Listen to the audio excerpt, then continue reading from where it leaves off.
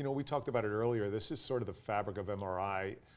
We always make the world bigger than ourselves, it seems, especially in the MRI family. Yeah. What was it that drove you to make a selection to do this particular mission?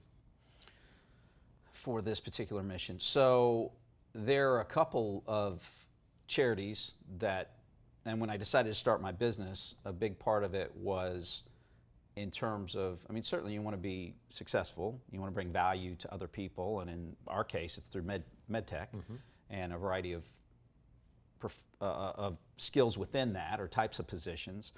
But on top of providing for your family and bringing value to other people, I wanted my business to be driven by an additional value. So there's a couple charities. I've got a great friend in North Carolina that has a horseback riding charity for kids that have disabilities. So we've helped support that, and that Brad and Heather started that about 7-8 years ago, and it's grown. So we've had an opportunity. I go down and I'm typically the MC for their silent auction, which is, you know, I try to behave somewhat well, but that's a lot of fun. And then the Life Center up in South Bend, Indiana, gives women an option besides abortion. A lot of times with that type of scenario, there's some other pressures there, financial, maybe a male pushing that, or whatever the situation is, but it gives them an opportunity to potentially make a different decision and have some support there. So we've supported both of those from the start, but I wanted to do something, something else, and something that was even more so where we could get involved.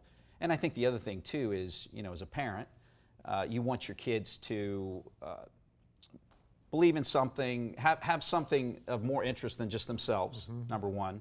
And the opportunity to go and see how much, see people that aren't as privileged as they are, don't have the same opportunities that they have, and be able to bring some value there, bring some sharing there. And then from the same standpoint, to think about when they make decisions, and are they giving their best? Are they taking advantages of the blessings that they've had?